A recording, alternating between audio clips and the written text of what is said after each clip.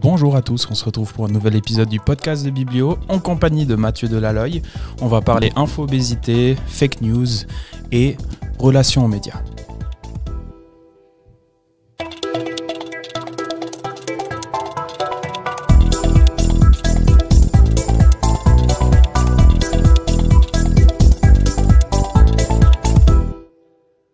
Bonjour à tout le monde et bienvenue dans un nouvel épisode. On est presque à la 50e. Presque, pas encore, mais ça vient gentiment. On va les atteindre bientôt. On va les attendre bientôt. On a peut-être une petite surprise à voir encore. En tout cas pour toi, peut-être. J'en ai quelque chose. Oh, c'est sympa. Si tu me fais des cadeaux comme ça, c'est gentil. Alors aujourd'hui, on est accompagné d'un invité de marque, Mathieu Delaloy. Comment vas-tu ? Ça va super. Je suis content d'être avec vous ce matin, donc content d'être là. On se réjouit en tout cas. Content d'être avec toi en tout cas. Et puis le sujet, la thématique, elle va être super intéressante. C'est la confiance qu'on a et la relation qu'on a aux médias. Surtout en cette période, évidemment, avec le Covid, on a eu une nouvelle relation aux médias, un changement, je pense, de paradigme qui se fait depuis quelques années. Mais avant de parler plus en profondeur du sujet, je te propose de te présenter à nos auditeurs qu'est-ce que tu fais, qui tu es, c'est quoi tes passions, tes compétences, etc. Oui, alors Mathieu Delaloy, donc je travaille comme adjoint scientifique.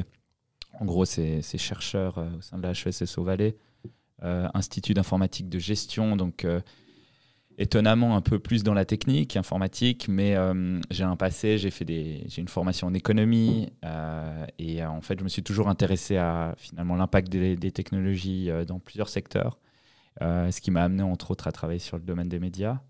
Et c'est l'un de mes deux domaines d'activité sur lequel je travaille, deux thématiques, on va dire. Donc les médias et l'autre domaine qui est le domaine de la numérisation des administrations publiques. Donc voilà, autre secteur, mais finalement avec les mêmes enjeux. Et des passions, des choses que tu fais dans ton quotidien ? La presse, les médias entre autres comme consommateur. Non, mais en dehors de ça, le sport, j'adore. Je fais plein de sports différents, la montagne. On est gâtés ici en Valais. C'est ça. On attend de la neige en plus.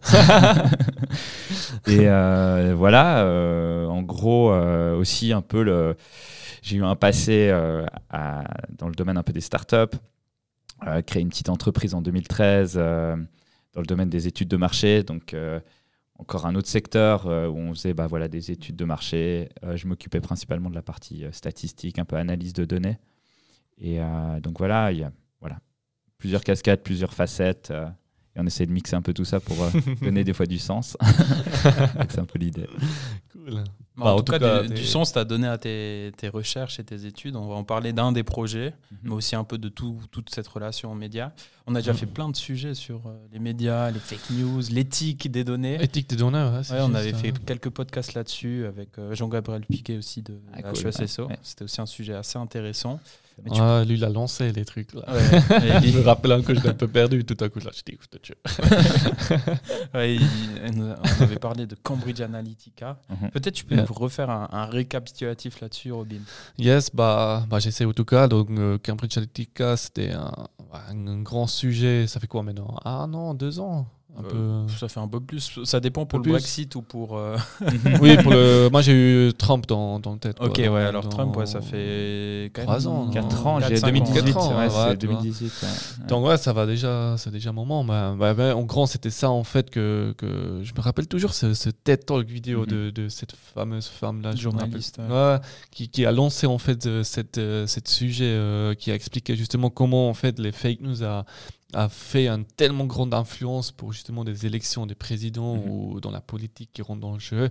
Et puis comment les données et tout ça, c'est en fait qui donne une influence en fait pour la décision des gens, quoi, qui sont reçus des informations peut-être un peu faux ou étranges ou que les gens justement ils n'ont pas reçu à savoir est-ce que c'est juste, est-ce que c'est faux, quoi. Qui sont tout à coup complètement une fausse image de quelque chose juste parce qu'ils ont reçu des informations au quotidien qui sont complètement faux, quoi. Et puis du coup, ça avait vraiment introduit et mis en lumière le sujet de tout ce qui était fake news, l'importance d'avoir une bonne qualité dans son information.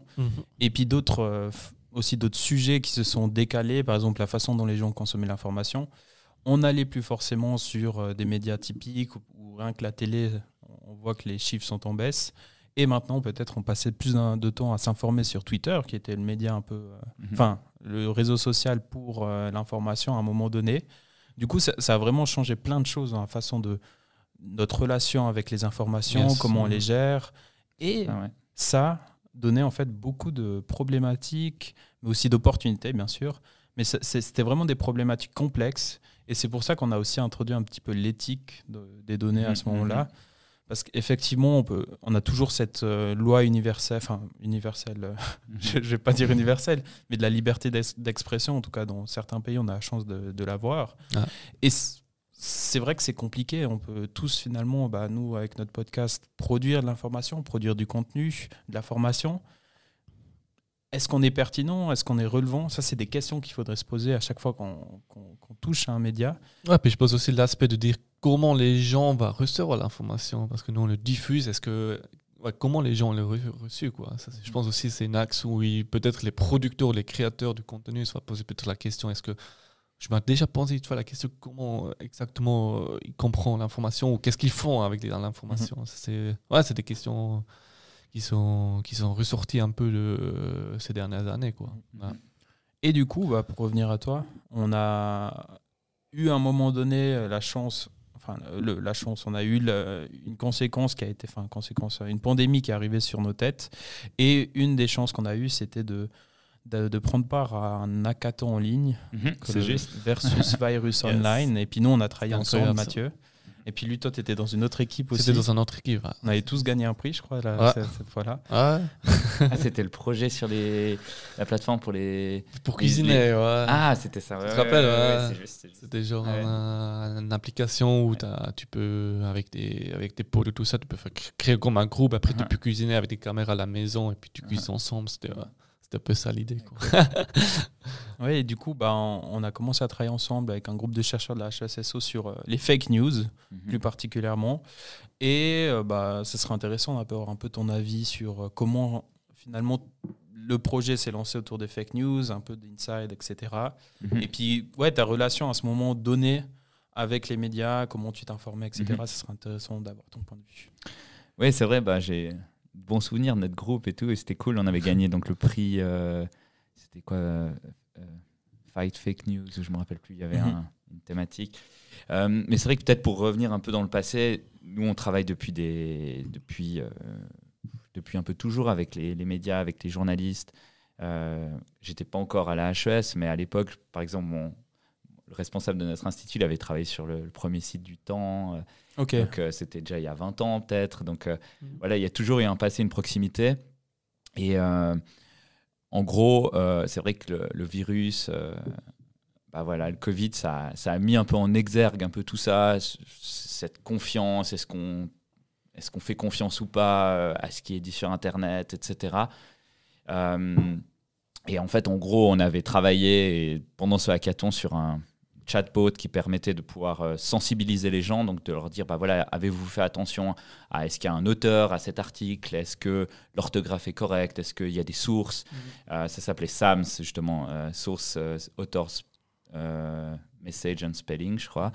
Et ça permettait aussi de contrôler et de faire un check en fait, du contenu. Il y avait un algorithme qui contrôlait le contenu, et en fait, s'il y avait du contenu qui était un petit peu douteux, on te mettait un peu en gros une petite alerte.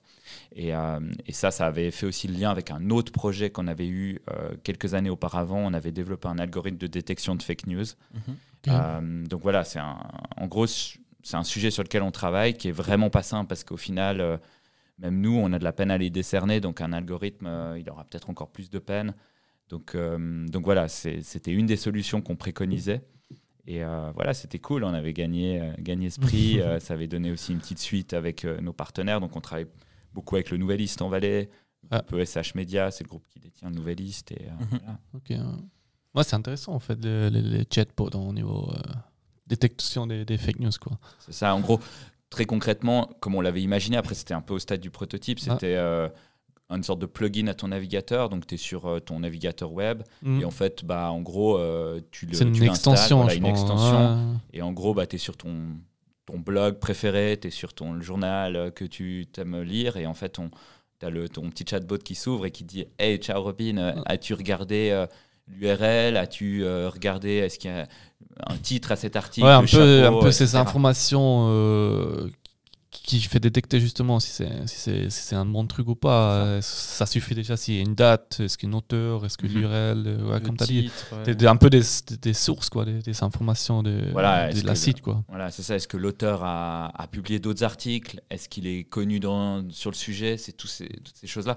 On va commencer par la fin, mais plein de choses montrent qu'en fait, une des solutions pour lutter contre ces fake news, il peut y avoir des outils, il peut y avoir plein de choses, mais c'est principalement la sensibilisation et l'éducation. Et ça allait un petit peu dans ce sens-là, tout en utilisant un outil web, on va dire, pour pouvoir un peu aller vers les gens, aller vers l'utilisateur. Ce qui est dur, je trouve aussi dans tout ce qui est ces fake news, cette info-obésité qu'on a actuellement, ça change tellement vite. Le format, rien que maintenant, on a les deepfakes. Ça on a aussi parlé. Ouais, on en avait parlé, mais c'est incroyable ça, quoi. Je veux dire, tu peux vraiment réaliser des vidéos de quali sur des gens, etc. Sortir des choses du contexte parce qu'on a tellement de contenu partout, etc. Ça peut vraiment prendre des envergures assez folles. Bon, peut-être dans l'actualité, rien que prendre, il y a eu un débat dernièrement, Zemmour contre Mélenchon. Et puis rien que les shorts qu'ils prenaient, donc c'est vraiment les contenus coupés qu'ils prenaient de la conférence, de l'interview, ça changeait totalement le positionnement des gens sur une personne, une autre, etc. Puis ça mettait en œuvre un petit peu chaque parti pour influencer les gens sur leur vote, etc. C'est pas quelque chose de nouveau au niveau politique, mais c'est quelque chose qui est, on va dire, maintenant plus trop contrôlé et qu'on peut vraiment diffuser comme on veut sur les réseaux sociaux, quoi. Ouais, et là-dessus, c'est hyper intéressant. J'ai pas vu ce débat-là, mais ce qu'on voit en fait dans l'évolution, c'est que en gros, Internet, ça a complètement chamboulé le domaine. On parlera après du rôle du journaliste, etc. Mais en gros, maintenant, tout le monde peut être créateur de contenu. Vous le faites, c'est super cool. Et en fait, il y a un terme assez intéressant, c'est qu'on parle maintenant de post-vérité. Je ne sais plus quand ça a été introduit, cette thématique-là. Et en fait, c'est que finalement, c'est plus le sens et la valeur même de l'information qui fait foi. C'est finalement la valeur perçue. Donc, en fait, on va mettre beaucoup de poids à la communication plus que finalement à l'information qui est transmise. Ce qui veut dire que, comme tu dis, il y a la façon de mettre en lumière une information et en fait, ça va créer de l'émotion en fait, par la personne qui va la recevoir et en fait, elle va transformer cette vérité. Et en fait, c'est tout l'enjeu maintenant avec... il y a les plateformes, il y a les canaux qui ont tout complètement changé, mais en fait, en gros, nous, on est tous consommateurs. Je ne sais pas si vous êtes abonnés à des journaux ou d'autres trucs, peut-être pas. Moi, je suis ID News. Voilà. ID News. Voilà, ID News, ils essayent de traiter une thématique un peu sous un certain angle, etc. Donc, en fait, ça fait partie de la ligne éditoriale, ça a toujours existé dans le métier du journaliste, mais en plus, il y a cet aspect un peu de comment tu vas mettre en lumière l'information. Tu parles des shorts, etc. Et en fait, ça, c'est complètement en train de changer la façon que les gens reçoivent l'information, la traitent, etc. Et je trouve cette thématique un peu de la post-vérité super intéressante parce que ça change un peu les paradigmes et les journalistes, entre autres, ils doivent aussi gérer avec ça parce que... et évoluer, ouais. Voilà, évoluer, exactement. Ouais, c'est un peu la forme et le fond. Maintenant, on met beaucoup d'importance sur la forme, mais il y a des journalistes qui font de super contenus sur la forme et qui passent maintenant sur YouTube. Je prends l'exemple de... Je suis pas forcément... De nouveau, je pense aujourd'hui, ça aide pas. Il n'y a pas beaucoup de partis pris, etc. Mais je trouve qu'au niveau de la forme, il y a par exemple Brutix qui font du contenu qui est très intéressant. Et puis je pense qu'ils atteignent justement un public qui est plus dans les jeunes, etc. Ce qui est aussi important, je pense, maintenant pour plein de médias, typiquement, je pense, le Nouvelliste, etc. C'est comment on va quand même aller toucher les jeunes pour nous transmettre des infos. Ça, c'est un enjeu énorme. Dans le cadre d'un des projets qu'on a fait, en fait, on s'est intéressé à finalement comment les gens consommaient cette information. Par exemple, chez les jeunes, notre étude montre qu'en fait, il y a souvent un tiers de confiance. C'est-à-dire que dans une bande de jeunes, tu prends ta bande de copains, tu auras une personne qui sera un peu entre guillemets, ton leader, on va dire, sur une thématique, je sais pas, la politique. Et en fait, lui, il va te dire, va lire cet article. Et en fait, tu dois jouer aussi avec c'est un peu le rôle des influenceurs aussi que tu as maintenant, qui canalisent l'information. Donc en fait, si on prend un peu de distance par rapport à tout ça, y a Internet qui accélère, tout le monde peut créer du contenu, tu as plein de nouvelles plateformes. Finalement, le Nouvelliste, il doit être sur Facebook, Twitter. Donc en fait, tu vois, tu as un intermédiaire que tu n'avais plus avant. En même temps, tu as un nouveau format de contenu.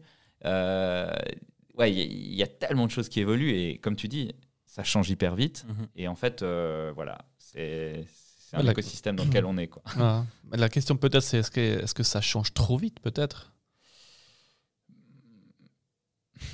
On peut, je pense, si on prend la génération de nos parents, ils vont dire que ça va trop vite. Ouais. Ma foi, nous, on est là-dedans. On va pas ralentir les trains. Donc, en gros, il faut sauter dans le train et il faut plutôt essayer de sensibiliser.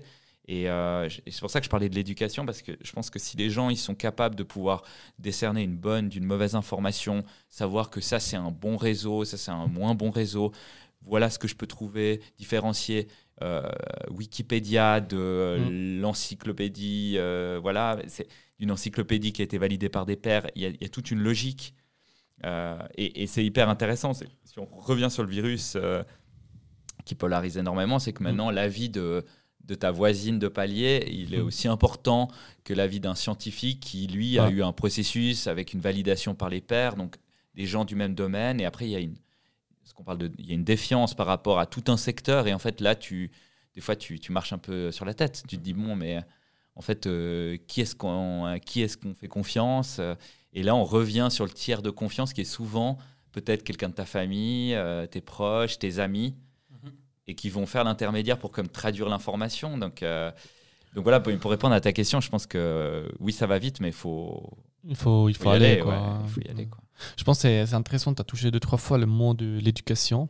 Puis j'ai pensé un peu aussi, est-ce qu'il faut déjà éduquer des enfants qui sont dans l'école dans cette manière, ou à partir de quel moment, ou comment est-ce qu'on peut éduquer en fait au niveau de ce sujet, quoi. Parce qu'on a déjà 2-3 fois parlé aussi de l'éducation dans ces podcasts, quoi. Donc, justement, comme tu as dit, ça va tellement vite. Et puis pour ça, j'ai aussi posé un peu la question, est-ce que ça va pas trop vite? Parce qu'il y a certains trucs qu'ils n'arrivent pas à suivre, quoi. Moi, personnellement, mon avis, c'est que dès la primaire, il faudra avoir un cours sur les réseaux sociaux.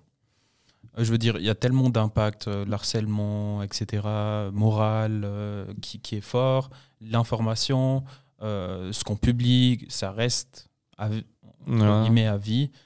C'est des choses qu'il faut apprendre aux gens. Et puis, au niveau des enfants, je pense où ça va rentrer le mieux, etc. Mais moi, je suis aussi pour former des adultes, parce que pour moi, au niveau de la consommation, après, je pense que toi, tu as peut-être des études un peu plus poussées, mais de mon impression, je vois aussi beaucoup de relais au niveau des personnes un peu plus âgées sur les réseaux sociaux. C'est un post, c'est un lien, je partage assez facilement. Ils ont plus de facilité, j'ai l'impression, sur certains points. Ça, c'est mon point de vue, et en tout cas de ce que j'observe au niveau de mon réseau. Mais pour moi, c'est vraiment un enjeu primordial. L'éducation, c'est la clé au niveau de l'envergure que prennent les réseaux sociaux. Parce qu'il y a quand même des groupes où je dirais des certaines personnes qui prennent ça exprès pour influencer les gens, quoi. Parce que ça, on peut parler peut-être après, mais aujourd'hui, on parle des fois même de la déstabilisation des démocraties, quoi, dans certains pays, que ça peut déjà... on prend de nouveau le cas le virus, donc tu as un grand groupe qui sont pour, tu as un grand groupe qui sont contre, et puis ça peut créer des tendances, et puis si quelqu'un met encore un peu plus bois dans le feu, ça peut être, ça peut être grave, quoi. Oui, alors clairement, c'est vrai que dans le meilleur des mondes, si tout le monde est de bonne constitution et qu'il n'y a pas d'enjeu d'intérêt économique, politique, ça va bien. C'est juste que, comme tu le dis, Cambridge Analytica, c'est de se dire il y a 80 millions d'Américains qui ont été, on va dire, biaisés dans l'information qu'ils ont reçue pour pouvoir voter sur leur président. Et là, ça questionne sur finalement quels outils on a dans notre démocratie pour la faire avancer. Et qu'est-ce qui influence finalement les personnes, le peuple, voilà. Et on parle souvent de la presse comme quatrième pouvoir, qui est là un petit peu comme pour dénoncer, questionner.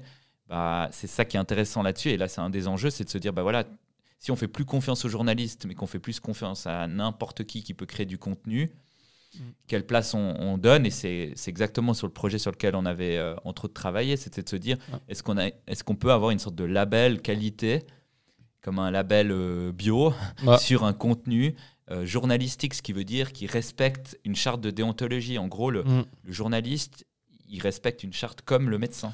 Si tu veux, il est censé contextualiser, il est censé avoir croisé l'information par plusieurs sources, etc.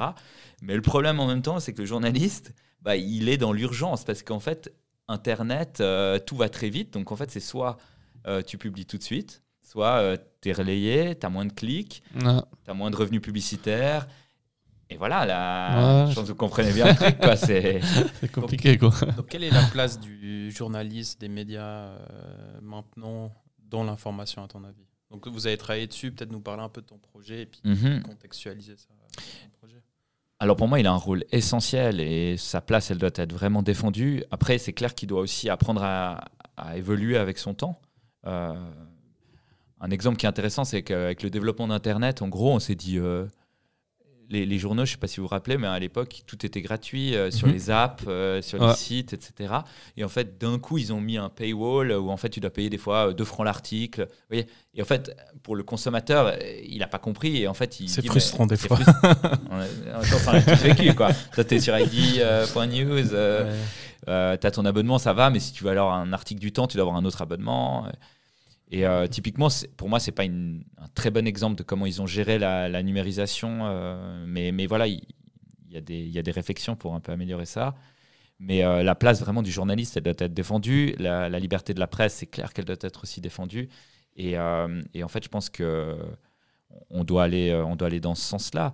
Maintenant, ce qui est intéressant, c'est qu'on se rend compte, et on a travaillé sur ce label-là, c'est que en fait, le catalyseur de l'information ou le canal, c'est les plateformes. Donc, c'est Facebook, c'est Twitter, etc. Donc, eux, ils ont un rôle extrêmement important de finalement aussi partager une bonne information. Et quand on voyait Cambridge Analytica, c'est qu'en gros, ils peuvent choisir quelle information tu donnes à qui. Et dans ce cas-là, en Valais, on a une nouvelliste, on connaît le nouvelliste, on aime, on n'aime pas. À une époque, c'était quand même, il y avait une couleur un peu politique, un peu plus que maintenant. Voilà, mais au moins, on va directement à la source. Après, par exemple, pas Versus Virus, mais le virus, ce qui a montré, c'est que les gens, ils veulent aller direct à la source. Donc, en fait, il n'y a jamais eu autant de personnes qui a suivi une conférence de presse. Tu vois, le truc que personne, je pense, 90% des Suisses ne savaient pas ce que c'était une conférence de presse. Et là, ils la suivaient en live. On va tout de suite avoir l'information. Après, ils la processent comme ils veulent. Mais je pense que d'avoir et d'avoir aussi un panachage un peu de tous ces journaux. Maintenant, il y a une concentration. Parce que le problème, c'est qu'entre guillemets, les revenus de pub des journaux ont baissé drastiquement. On parle de, je crois, 60-70% de baisse. Et ça part chez les GAFAM, donc ça part chez Facebook. Ouais. Facebook, avec ses pubs, va récolter cet argent et ça ne va pas dans nos journaux locaux.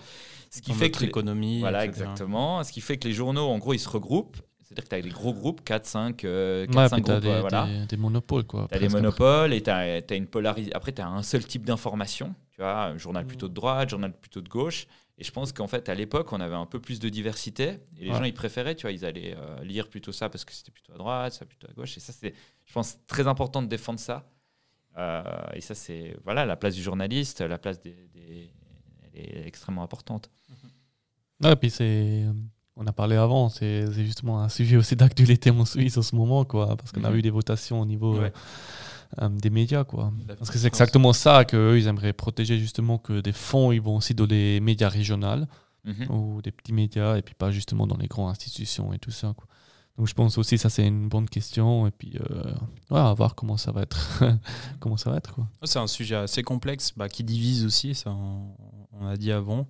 Mais ouais, effectivement, je pense qu'il y a un axe à prendre sur les médias et comment ils vont transmettre l'information. Et puis c'est justement, vu que ça va vite, comment ils vont le faire, ça va être vraiment challengeant. Et puis dans leur processus organisationnel, je pense que c'est assez challengeant. Et créer du contenu cool, parce que maintenant, j'ai vu que la RTS, ils étaient sur TikTok, Le Monde, ils sont aussi. Donc en fait, il faut qu'ils réfléchissent. Il y a tout le procédé, comme on a dit, de création, de respect de la charte de déontologie du métier de journaliste, mais en même temps, après, c'est comment tu vas créer des formats de contenu cool. Tu parlais des shorts, etc. Et je pense que les journaux, ils doivent aller un peu dans ce sens-là parce que les gens veulent ça. Donc en fait, tu dois faire évoluer. De toute façon, le contenu, eux, ils ont, c'est juste le changement du format, en fait. Donc, eux, de toute façon, ils produisent du contenu, quoi. C'est comme si tu as une entreprise, si tu fais un blog, tu peux faire en même temps un petit Twitter, un petit Facebook, un petit podcast. Donc, c'est juste des autres formats quoi, qui touchent justement des cibles différemment. Quoi. Et vous, par exemple, vous aimez quoi comme type de contenu? Alors moi, je regarde particulièrement tout ce qui est sur ID News, ça j'adore. Personnellement, je trouve leur façon d'aborder les sujets sont intéressants. Des fois, ils sortent aussi des petits livres, des petits formats livres. Il y avait eu sur justement les fake news, je crois. Et puis ils avaient vraiment suivi tout le processus, etc. Après, moi, j'avoue qu'au niveau de l'information, je suis plutôt sur LinkedIn et puis j'ai plus ou moins mon réseau qui partage une source, que ça doit être Medium, Le Temps, etc. Et puis, selon l'ouverture du fichier, je vais regarder. Après, nous, pour les podcasts, on regarde beaucoup, on s'inspire beaucoup d'Harvard Business Review dans différents topics. En fait, j'avais expliqué la dernière fois, par exemple, dans le health tech, j'ai un expert que je suis sur Instagram qui poste vraiment des news, des informations, des petites vidéos où il fait des résumés. Et puis, c'est vraiment un peu l'expert health tech que je suis pour avoir une vue globale de ce qui se passe dans le monde, quoi, presque.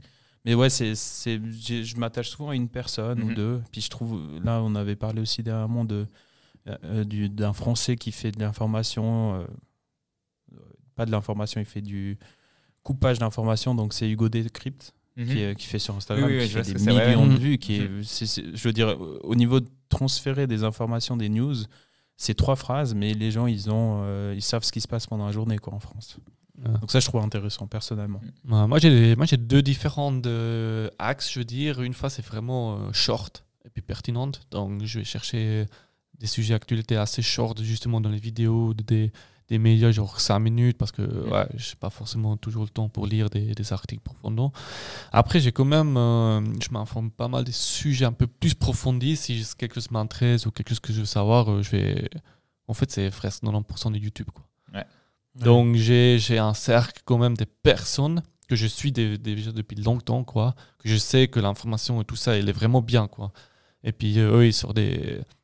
Ouais, moi j'aime bien, c'est souvent aussi des jeunes, et puis ils font du super contenu, et puis ils ont... Surtout une, j'ai dans le tête en Allemagne qui sort des trucs aussi beaucoup sur politique ou des sujets d'actualité, et puis il fait ça hyper bien, quoi. Il introduit bien le sujet, il prend les pour, les contre, et puis il est très très neutre, quoi. Et puis ça, j'aime bien, en fait, justement, quelqu'un qui est très très neutre, il montre les deux côtés sans avoir pensé, est-ce qu'il est peut-être financé par un certain truc politique ou des trucs comme ça, tu sais jamais, quoi. Donc là, c'est... normalement, ils doivent mentionner si c'est sponsorisé.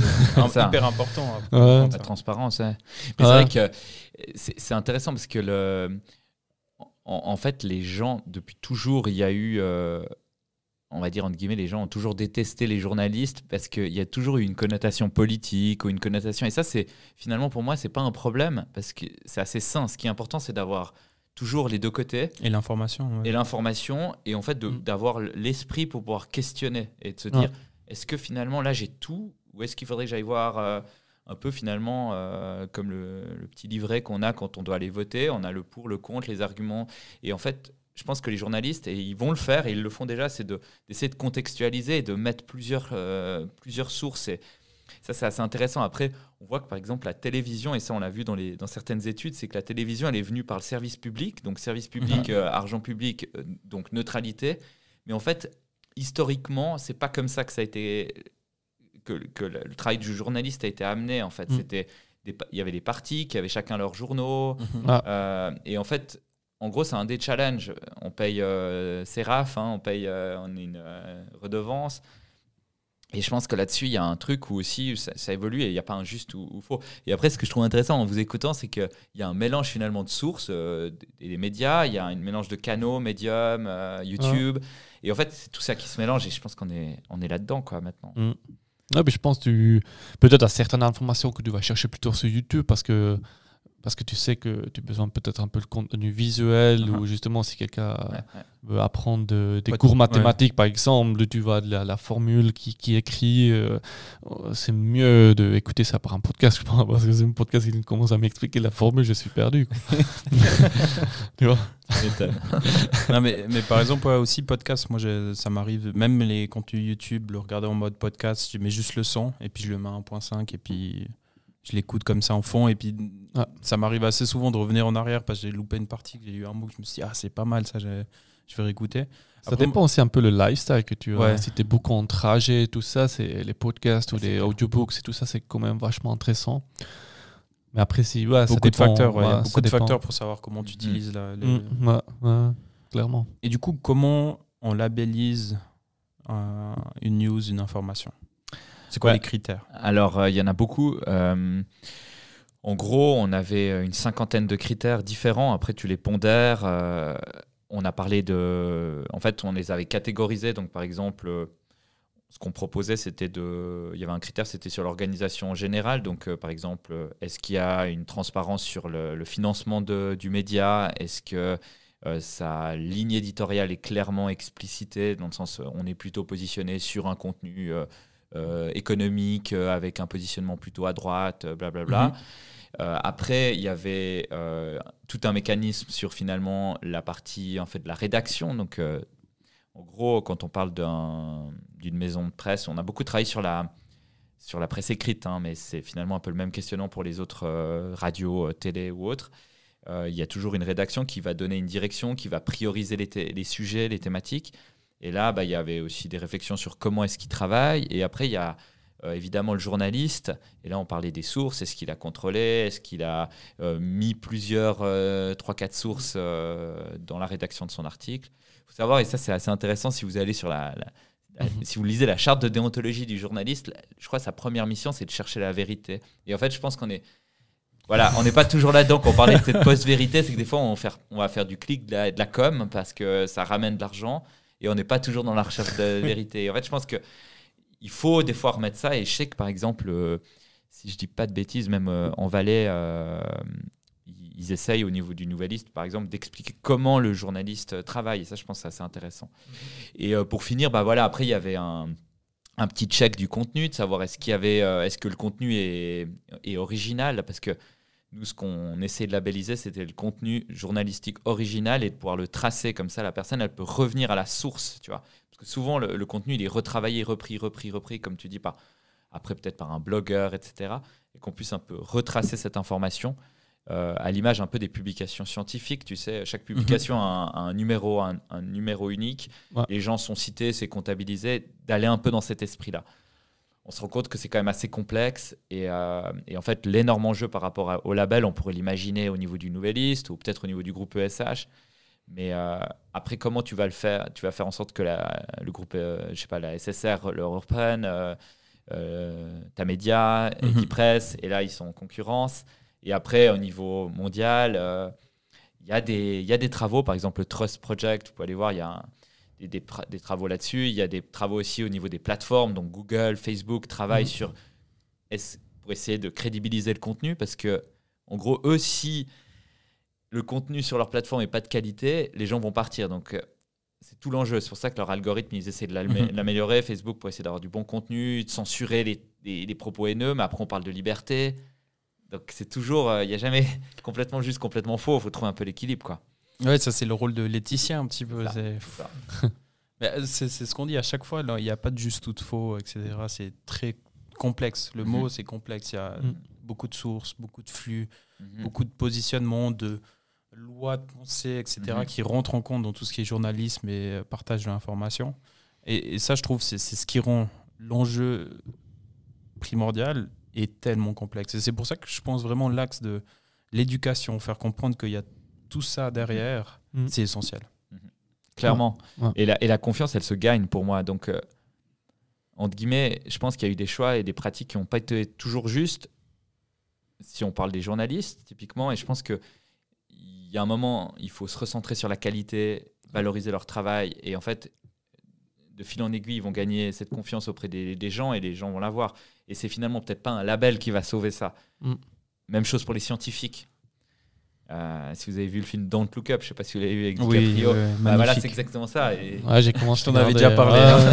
J'ai commencé à regarder, mais c'est intéressant. C'est le scientifique qui va dire oui, il y a 99% de chances que la comète s'écrase. Et en fait, les journalistes, ils vont jouer sur le 1%. Et en fait, ça creuse là-dessus quand le scientifique, c'est un scientifique, donc il va dire, il va pas mentir, il va pas dire c'est 100%, parce que c'est 99%. C'est de la com, ouais. Voilà. Et après, les journalistes, ils transforment et après, voilà. c'est ce qu'on avait pas. Comment on en avait parlé la dernière fois, c'est Ouais, en fait, le cerveau, il fait aussi des automatismes, mais la façon dont tu présentes l'information sera plus sexy ou pas. Un steak de 25% de matière grasse, c'est plus sexy. Non, c'est moins sexy que 75% de viande pure. Comment tu présentes l'info, c'est comment les gens vont la réceptionner, etc. C'est ça. Donc, c'est vrai que c'est un enjeu, quoi. Cool. Est-ce que tu as d'autres choses à dire un peu sur les projets qui se passent à la HESSO autour des médias valaisans? Alors, oui, on a plein de projets. On travaille même au niveau européen. On a un projet actuellement européen ça s'appelle AI for Media. Donc, c'est en gros comment l'intelligence artificielle peut aider les médias. Et en gros, nous, on essaie d'expliquer les algorithmes parce que là, il y a aussi c'est aussi un petit peu de l'éthique, transparence, comment tu expliques ça. Après, on travaille à un niveau, on va dire, régional, par exemple avec le Nouvelliste, sur essayer de mieux comprendre le comportement des lecteurs pour essayer de leur faire du contenu qui fonctionne bien. On travaille aussi sur cette partie label, détection de fausses informations, éducation. Il y a plein de choses qui se font. Donc, c'est vrai que la HES à Sierre, là, il y a plein de travaux et on va continuer à travailler sur cette thématique. Donc voilà, je pense que c'est un domaine sur lequel il y a du boulot et on peut travailler à plein de niveaux différents. Moi, peut-être, qu'est-ce que je m'intéressais à savoir de ton point de vue, comment toi tu vois dans 5 ans les journalistes et puis quel rôle il va jouer dans la société en fait? Est-ce qu'il y a un grand changement qui se fait ou parce qu'on a parlé, ça va assez vite, ça va dans tous les sens un peu aussi, il y a des bonnes choses qui se font. Ouais, où ça va aller, jusqu'à où?